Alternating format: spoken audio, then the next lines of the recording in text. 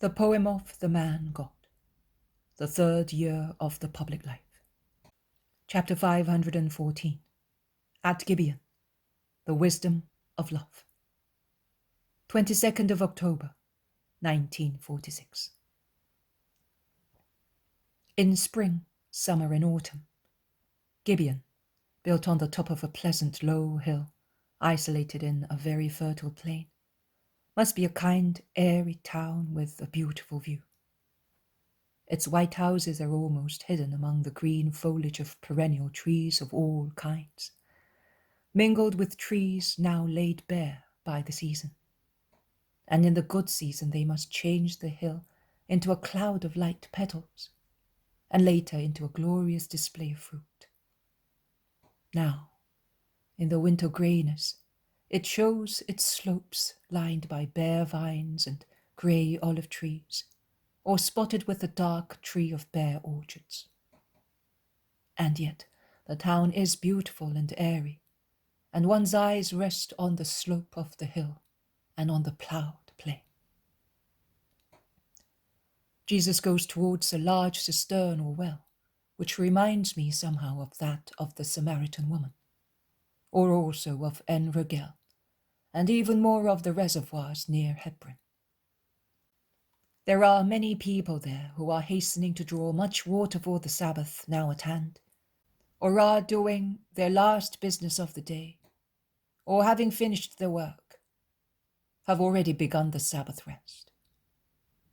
In the middle of the crowd are the 8 apostles who are announcing the Master and have already been successful, as I can see sick people being brought and beggars gathering together, and many people coming from their houses.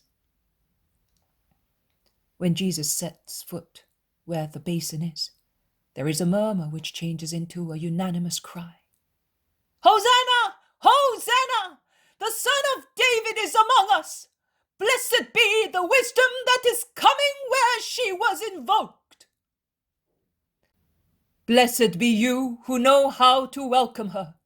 Peace, peace and blessings."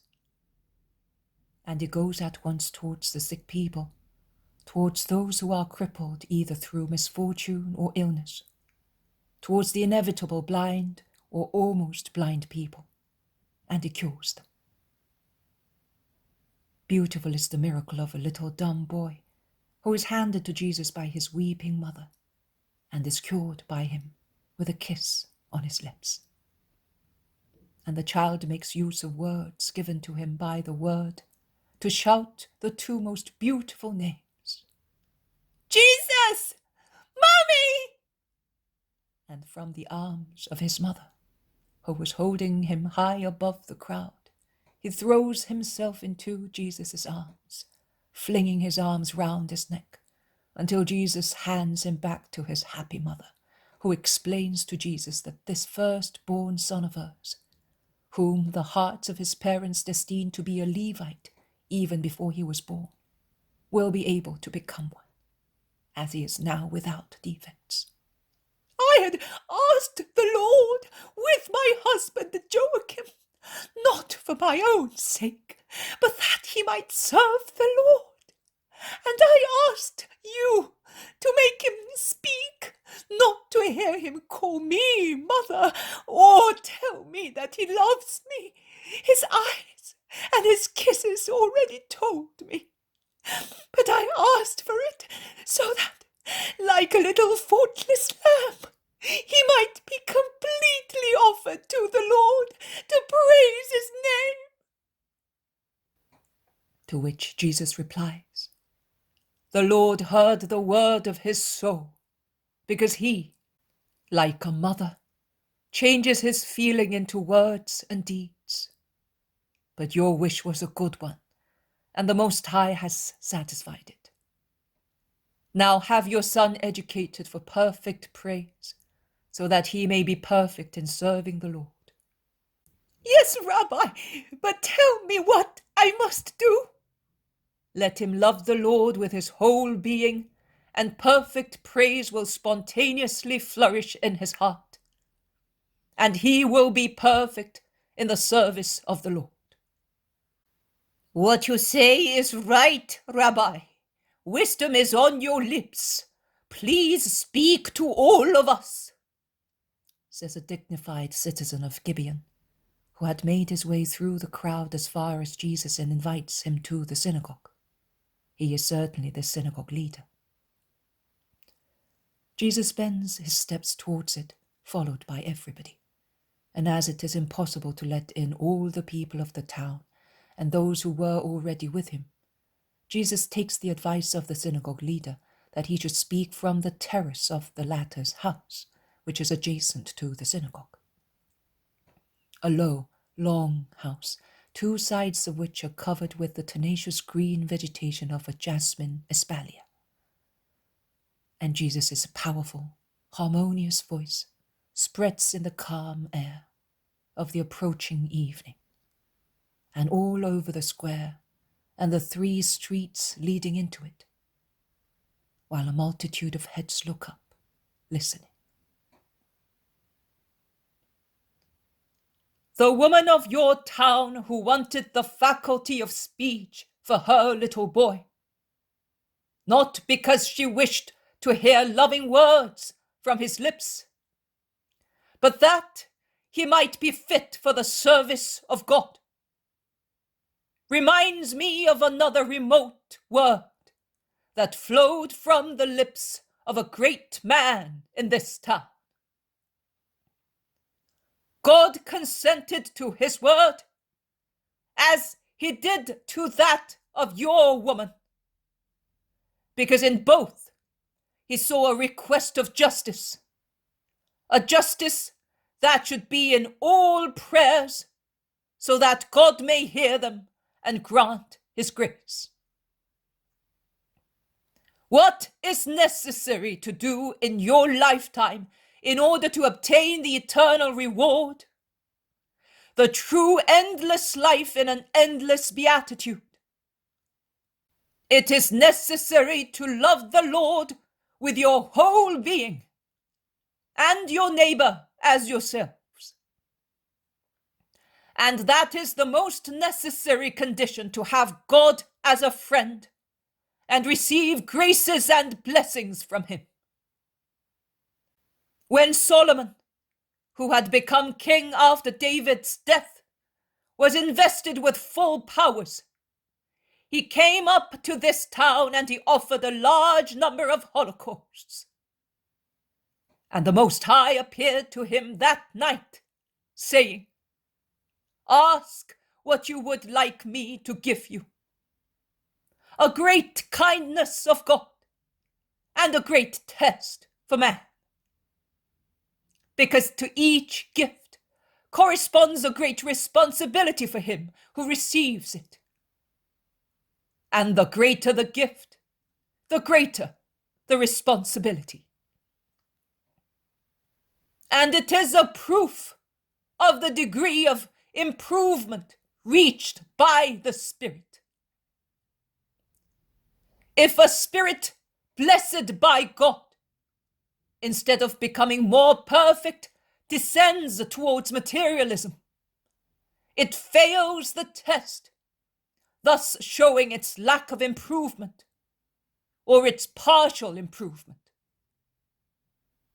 There are 2 signs of man's spiritual value: the way he behaves in joy and the way he behaves in sorrow. Only he who has progressed in justice knows how to be humble in glory, faithful in joy, grateful and persevering also after he has been satisfied, and does not wish for anything else.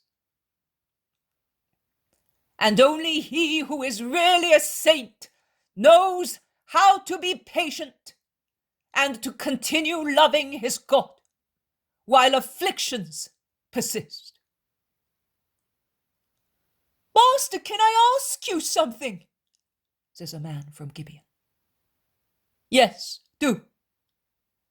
"Everything you say is true, and if I have understood correctly, you mean that Solomon passed the test successfully, but later he sinned. Now tell me, why did God benefit him so much if later he was to sin? The Lord certainly knew the future sin of the king. So why did he say to him, "Ask what you want me to give you"? Was it a good or a bad thing?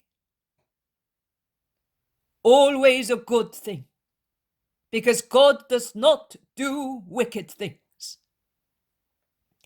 But you said that a responsibility corresponds to each gift. Now, since Solomon asked for and received wisdom, he had the responsibility of being wise, and he was not. That is what you want to say. It is true. And I tell you that his failure in wisdom was punished, and with justice. But the action of God granting him the requested wisdom was a good one. And Solomon's request for wisdom, and not for material things, was a good one. And as God is a father, and he is justice, he forgave a large part of the error at the time it was made, considering that the sinner had once loved wisdom more than any other thing and creature. One action must have diminished the other. The good action performed prior to the sin remains and counts for forgiveness when the sinner repents after his sin. That is why I tell you not to miss any opportunity to do good actions, that they may be like money, discounting your sins, when through the grace of God you repent of them.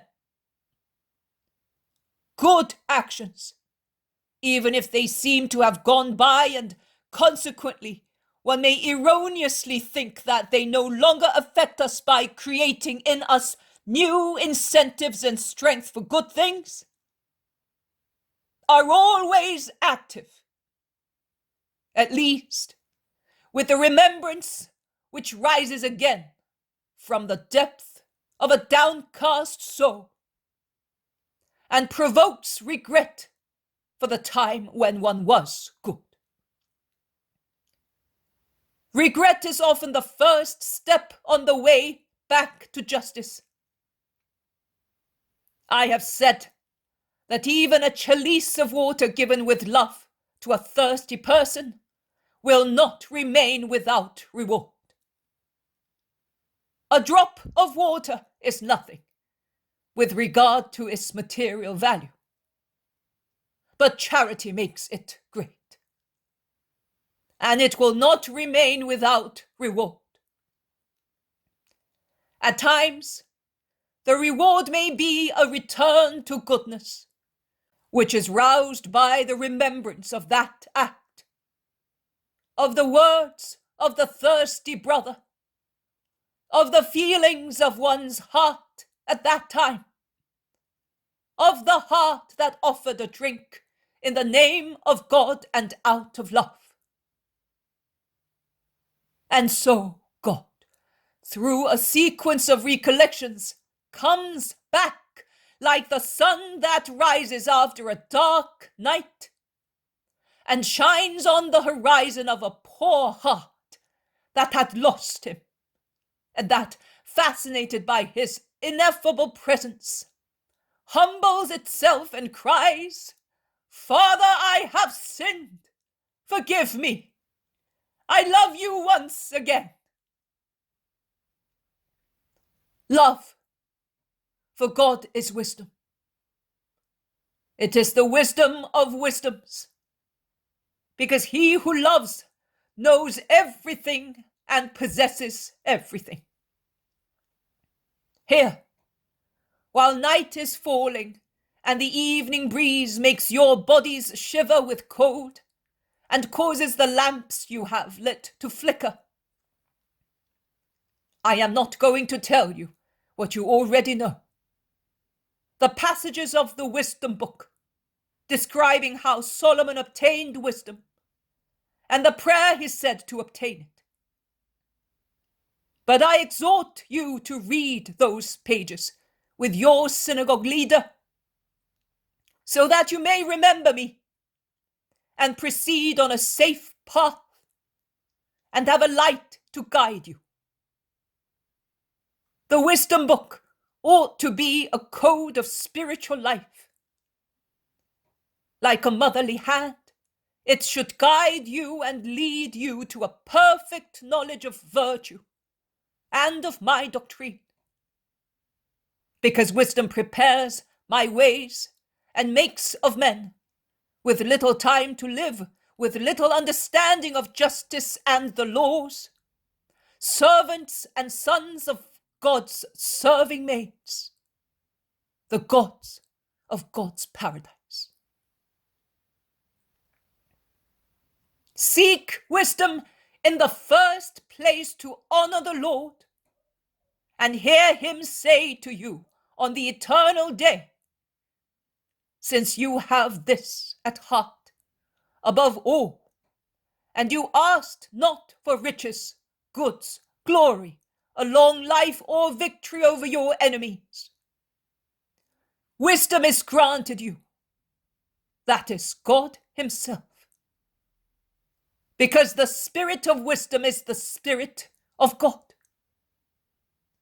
Seek holy wisdom first of all, and I tell you, everything else will be given to you, and in such a way that none of the mighty ones of the world can achieve so much. Love God. Be only anxious to love him. Love your neighbor to honor God. Devote yourselves to the service of God, to his triumph in men's hearts. Convert to the Lord those who are not God's friends. Be holy. Store up holy works as a defense against possible failings of the creature. Be faithful to the Lord. Do not criticize either the living or the dead, but strive to imitate good people, and not for your own earthly joy, but to give joy to God. Ask graces of the Lord, and they will be given to you. Let us go. Tomorrow we shall pray together, and God will be with us. And Jesus blesses them and dismisses them.